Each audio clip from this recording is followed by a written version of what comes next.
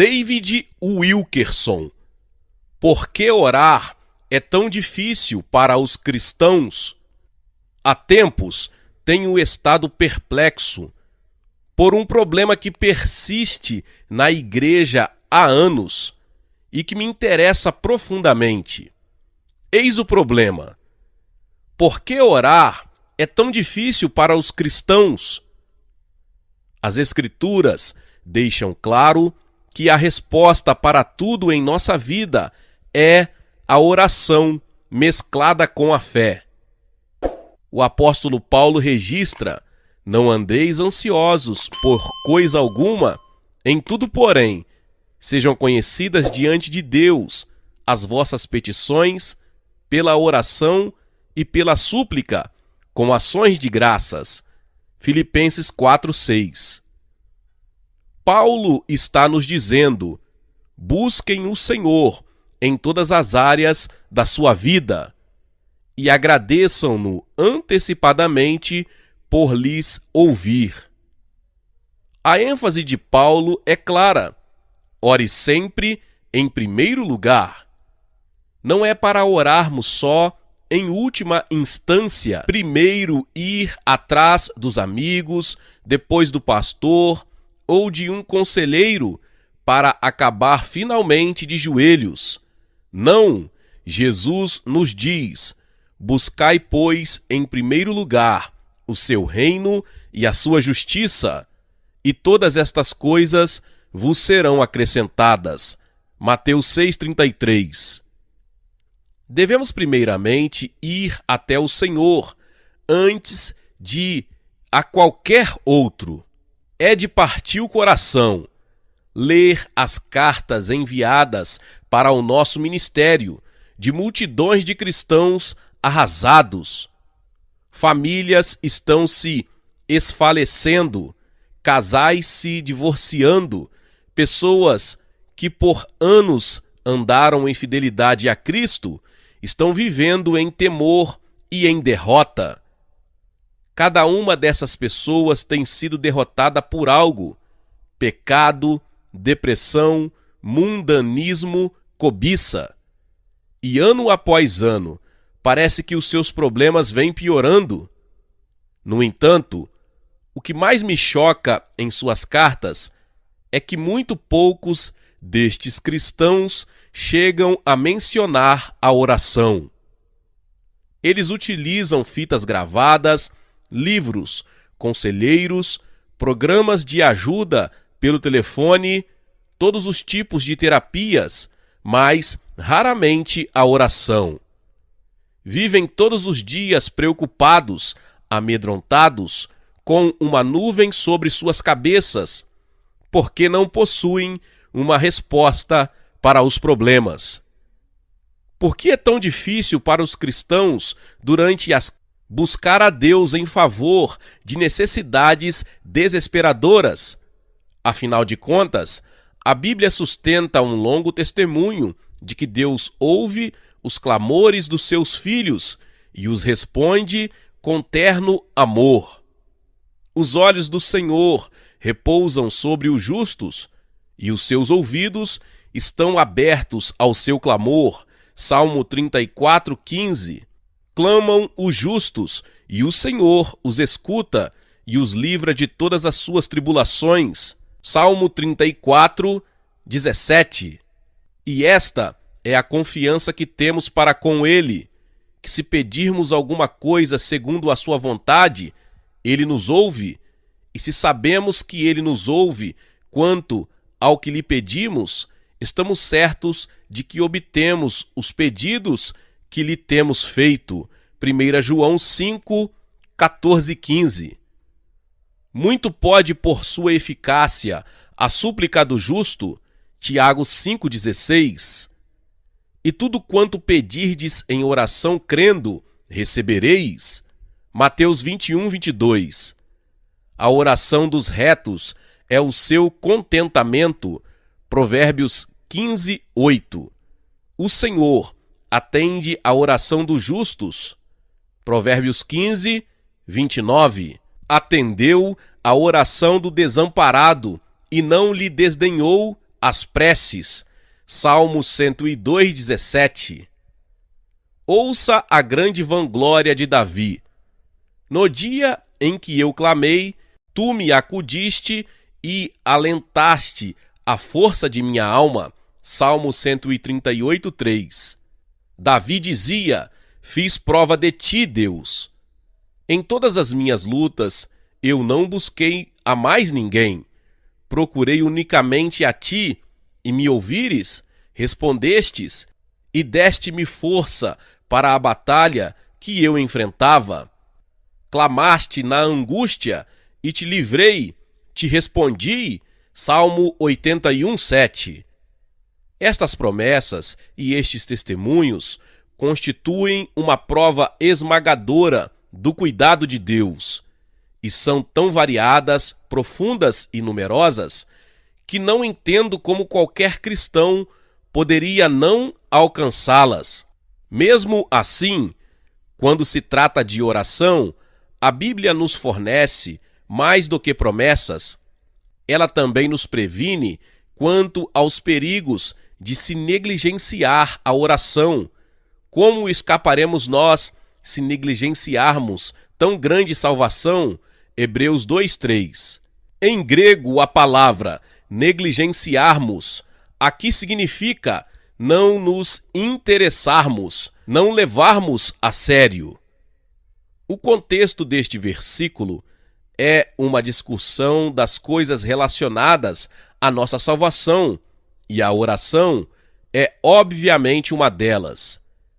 Deus está nos perguntando: como você espera escapar da ruína e da devastação nos tempos tenebrosos que se aproximam, se não aprendeu a manter a comunhão comigo em oração? Como você conhecerá e reconhecerá a minha voz naquele dia, se não aprendeu a ouvi-la em seu quarto em secreto? Creio que Deus está profundamente ferido pela negligência da oração por parte do seu povo em nossos dias. Jeremias escreve: acaso se esquece a virgem dos seus adornos ou a noiva do seu cinto? Todavia, o meu povo se esqueceu de mim por dias sem conta. Jeremias 2:32. Eis a minha grande pergunta que simplesmente não consigo entender. Como pode o próprio povo de Deus, que está sob ataque constante do inferno, enfrentando problemas e tentações de todos os lados, passar semanas e semanas sem jamais buscá-lo? E como podem professar que o amam e creem em suas promessas e contudo jamais se achegar ao seu coração? O escritor de Hebreus conclama a aproximar-nos de Deus. Hebreus 10 contém uma promessa incrível. Diz que a porta de Deus está sempre aberta para nós, concedendo-nos acesso total ao Pai. Tendo, pois, irmãos, intrepidez para entrar no Santo dos Santos, pelo sangue de Jesus, pelo novo e vivo caminho que ele nos consagrou pelo véu, isto é, pela sua carne, e tendo grande sacerdote sobre a casa de Deus, aproximemo-nos com sincero coração, em plena certeza de fé, tendo o coração purificado de má consciência e lavado o corpo com água pura. Hebreus 10, do 19 ao 22. Alguns versículos adiante, somos avisados de que o dia do Senhor se aproxima rapidamente. Não deixemos de congregar-nos, como é costume de alguns. Antes, façamos admoestações, e tanto mais quanto vedes que o dia se aproxima. Deus está dizendo: agora mesmo, ao se aproximar o tempo da volta de Cristo, você necessita buscar a minha face. Chegou a hora de você se dirigir ao seu quarto em secreto e me conhecer. Creio que já estamos vendo os sinais que provam que estamos próximos a uma fusão do sistema financeiro. A violência e a imoralidade crescem. A nossa sociedade está presa ao prazer. Falsos profetas, anjos de luz, já enganaram a muitos com suas doutrinas dos demônios. E a qualquer hora poderemos ver a hora da tribulação, que levará o coração dos homens a fraquejar devido ao medo. No entanto, antes de tudo isto acontecer, o escritor aos Hebreus diz: não permitam que a verdade venha a escapulir de vocês. Mantenham-se acordados e alertas. Vocês possuem uma porta aberta para a presença santa de Deus. Então dirijam-se a Ele com plena certeza de fé, tornando conhecidas as suas petições. O sangue de Cristo já lhes abriu o caminho e nada se coloca entre vocês e o Pai. Vocês têm todo o direito de estar no Santo dos Santos para receber todo o socorro de que necessitam. Quando não valorizamos o sacrifício de Jesus, que Ele aceitou para que tivéssemos acesso ao Pai para todas as nossas necessidades, nós desprezamos a graça de Deus, provocando a sua ira. Mesmo assim, com todas estas advertências poderosas quanto aos riscos de se negligenciar a oração, os cristãos ainda acham difícil orar. Por quê? Cremos que há 4 razões para isto. Em primeiro lugar, alguns cristãos não oram porque têm um amor morno pelo Senhor. Ao usar a palavra morno para descrever o amor de alguém por Jesus, não quero dizer que ele seja frio em relação ao Senhor. Em vez disto, quero significar que o seu amor é barato, não caro. Dou-lhe um exemplo. Ao se dirigir à igreja de Éfeso, em Apocalipse 2, ele primeiro os elogia por tudo que fizeram. Ele reconhece que trabalharam arduamente na fé, que detestam o pecado e as concessões, recusando-se a aceitar falsas doutrinas, jamais esmorecendo ou desistindo quando perseguidos, sempre defendendo o Evangelho. Mas Cristo diz ter algo contra eles. Abandonaram o seu fervente e caro amor por ele. Tenho, porém, contra ti que abandonaste o teu primeiro amor. Apocalipse 2:4. De alguma maneira, no meio de todas suas obras, eles deixaram o seu caminhar amoroso, disciplinado com o Senhor.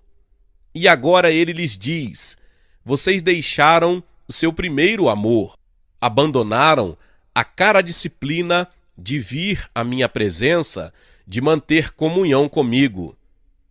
Note, por favor, Jesus está falando aqui de crentes que começaram com um amor fulgurante por ele. Ele não está se dirigindo a cristãos mortos, frios, formais, que nunca o amaram acima de tudo. Pelo contrário, está dizendo: é possível que uma pessoa já teve um coração amoroso por mim, permita que o seu zelo se torne morno.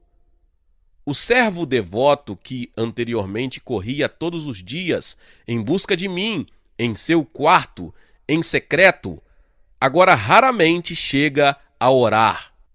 Pense o quanto isto deve insultar a Cristo, que é o nosso noivo.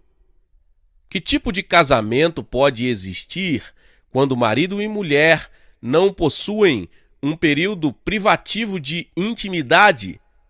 E é bem a respeito disto que Cristo está falando aqui. Ele deseja momentos com você só para ele, para desfrutar de intimidade. Você pode dizer que o ama, mas se jamais aparece para estar com ele, prova que não o ama em absoluto. Este tipo de comportamento jamais daria certo com um outro noivo. Se você dissesse à sua namorada que a amava, mas a visse só uma vez por semana, só o suficiente para dizer: "Olá, meu bem, eu te amo, agora tchau", ela não iria tolerar. Por que deveria Jesus, que se deu inteiro, deu a própria vida para você, tolerar? Não importa a altura com que você louva o Senhor na igreja, o quanto diz que o ama, o quanto de lágrimas você derrama. Você pode contribuir com generosidade, amar os outros, detestar o pecado, repreender os culpados, mas se o seu coração não está sendo permanentemente atraído para a presença de Cristo, você simplesmente não o ama. Você está orando por orar, negligenciando a oração, e de acordo com as próprias palavras de Jesus, isto é uma prova de que perdeu o seu amor por ele. Todas as nossas obras são em vão, a menos que voltemos ao nosso amor flamejante por Jesus.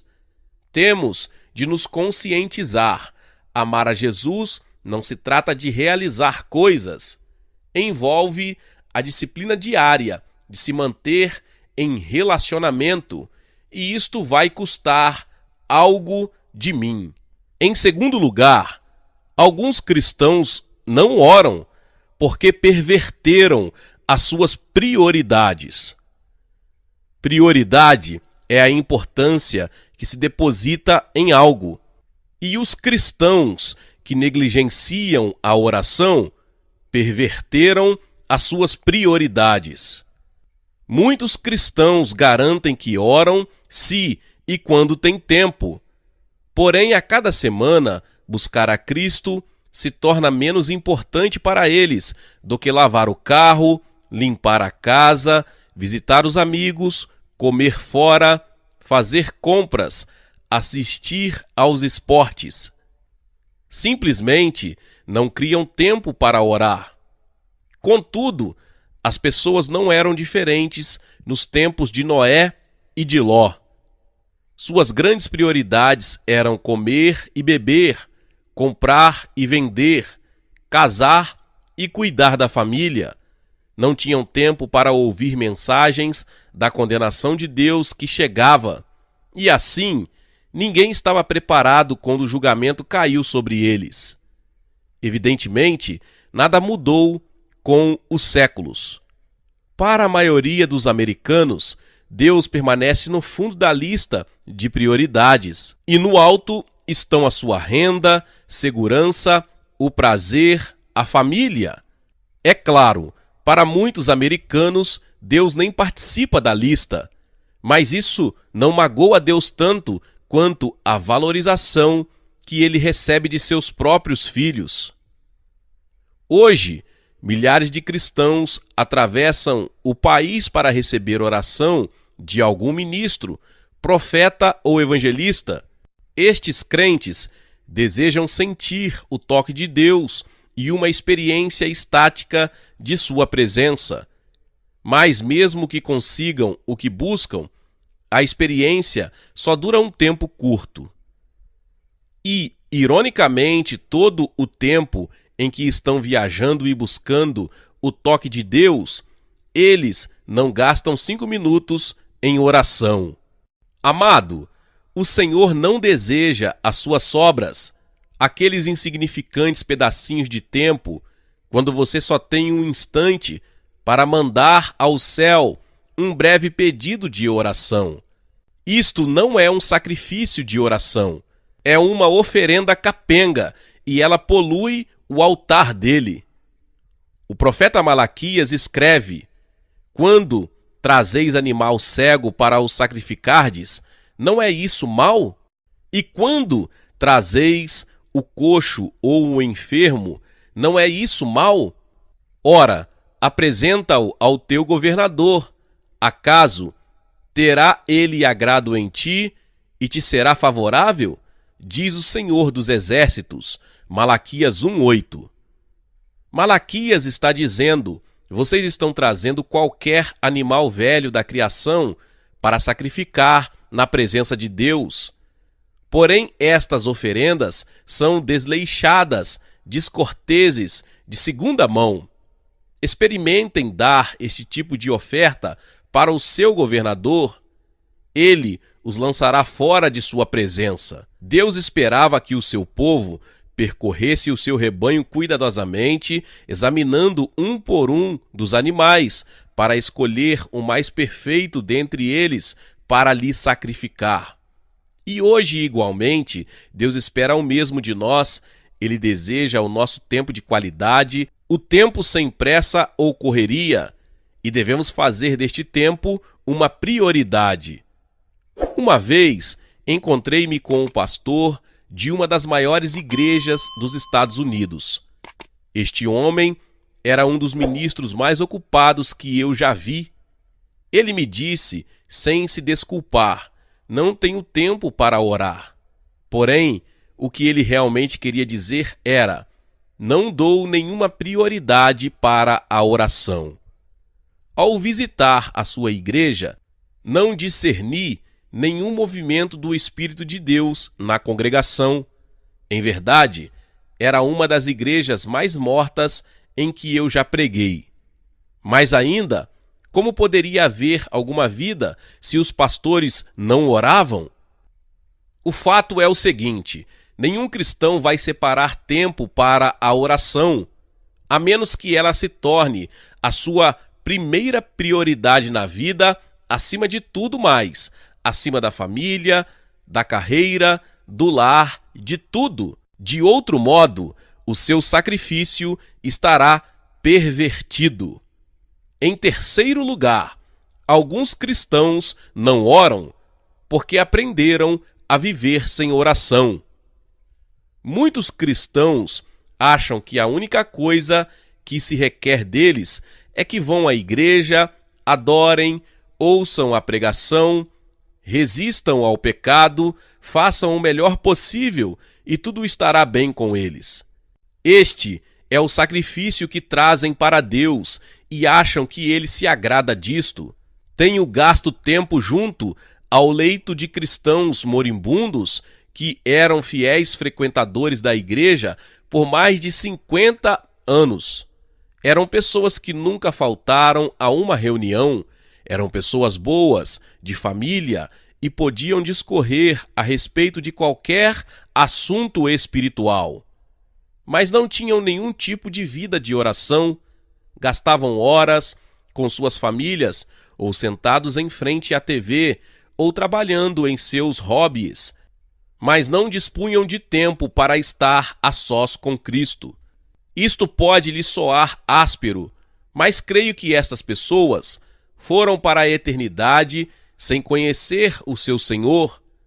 Deus nunca se aproximou deles, porque eles nunca chegaram perto dele. Temo por todo cristão que aprendeu a viver confortavelmente, sem vida diária de oração, que nunca teve uma comunhão crescente com o Senhor. Estes tipos de pessoas acabam estranhas para ele, e estarão entre aqueles que Cristo repreende no dia do juízo. Sim, você realizou muitas obras, curou pessoas, realizou milagres, trouxe muitos para o meu reino, mas nunca lhe conheci. Afaste-se de mim, estranho.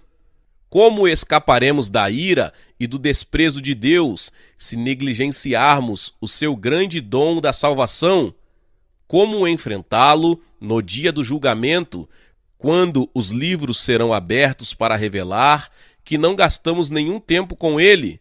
Podemos responder: Senhor, compreendo que arranjei muito pouco tempo para ti, gastei-o todo para mim mesmo, para minha família, minha carreira, mas agora estou disposto a gastar a eternidade para te conhecer.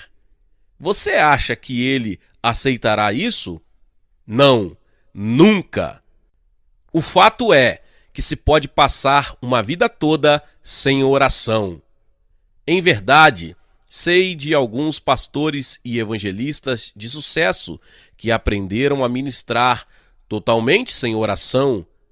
Podem trazer entretenimento, contar grandes histórias e fazer rir, mas não conseguem trazer convicção a alguém ou transformação, ou levá-lo a buscar a face de Deus.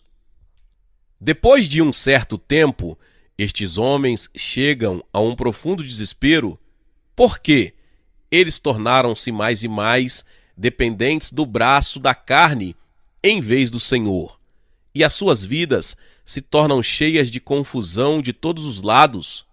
Pregadores sem oração constituem pregadores sem poder. Igualmente, cristãos sem oração são ocos na fé, alvos fáceis para os falsos mestres, rapidamente desviáveis do evangelho verdadeiro. Tais cristãos estão sempre aprendendo, mas nunca alcançando a maturidade. Em quarto lugar, alguns cristãos não oram porque não creem que Deus ouça as suas orações. Com o tempo, muitos crentes se tornam desencorajados devido às orações não respondidas e, finalmente, simplesmente desistem. Pensam, talvez eu tenha falta de fé. O que eu sei é que para mim a oração não funciona. E por que eu haveria de orar se não funciona? Os israelitas no tempo de Isaías tinham a mesma atitude.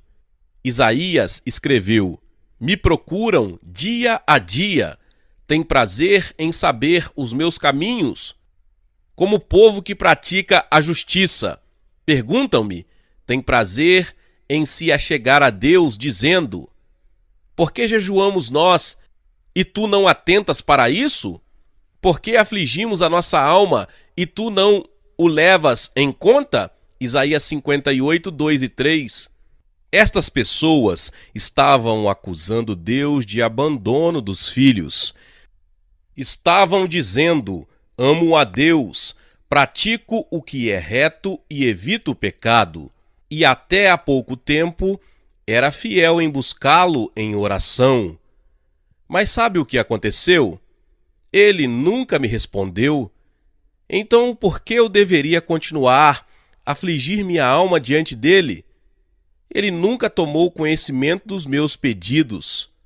Muitas cristãs solteiras tendem a pensar assim. Elas dizem: durante anos busquei o Senhor em sinceridade, pedindo-lhe que trouxesse para a minha vida um homem de Deus. Já orei por mais de uma década, mas não aconteceu nada. Então, elas próprias tentam fazer com que um casamento aconteça e o desastre segue-se. Recentemente, um pastor me escreveu uma carta alarmante. Irmão Wilkerson, a semana passada fechei as portas da igreja que pastoreei por vários anos. Simplesmente debandei a congregação e abandonei o púlpito. Durante anos, oramos por um reavivamento, mas isto nunca aconteceu. Oramos por um edifício, mas isto nunca se concretizou. Com os anos, fomos diminuindo para 30 pessoas. Simplesmente não estava adiantando. E agora estou saindo em busca de outro emprego. Apiedo-me por este homem abatido. Contudo, eu concordo, ele precisa de um outro emprego, porque para começo de conversa, ele provavelmente não foi chamado para ministrar. Entenda, o nosso chamado não é para ver acontecer um avivamento, ou para construir um prédio para a igreja, ou para ter números respeitáveis na congregação. Não, o nosso chamado é para ministrar fielmente em favor do Senhor, e isto inclui a nossa vida de oração. Tiago escreve que Deus não responde às orações daqueles que pedem coisas que simplesmente satisfazem a si próprios. Pedis e não recebeis, porque pedis mal, para esbanjardes em vossos prazeres. Tiago 4:3. Em outras palavras, você não está pedindo a vontade de Deus. Você não está pronto para submeter-se a tudo que Ele desejar. Em vez disso, você está tentando ditar-lhe as coisas que satisfarão o seu próprio coração. Não se engane, o nosso Deus é totalmente fiel. Paulo escreve: seja Deus verdadeiro e mentiroso todo homem. Romanos 3:4. Ele está dizendo em essência: não importa se você escuta 1 milhão de vozes clamando, a oração não adianta, Deus não me ouve, que todo homem seja chamado de mentiroso. A palavra de Deus se mantém e ele é fiel em nos ouvir.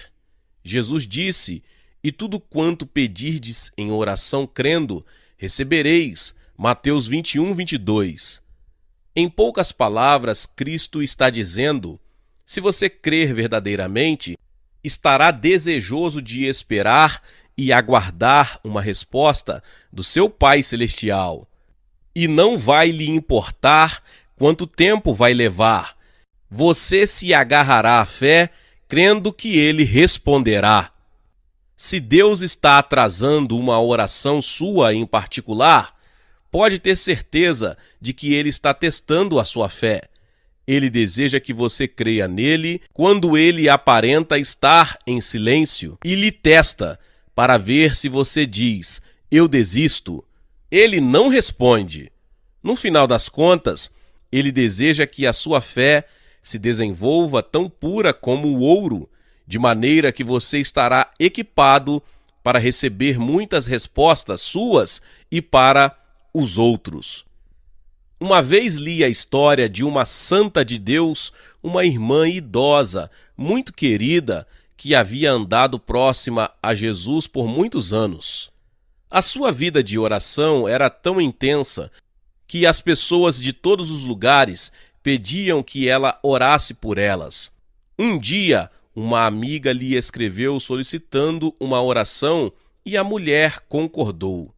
Algumas semanas mais tarde, esta mulher piedosa recebeu outra carta desta mesma amiga dizendo: obrigada por ter orado, eu fui curada.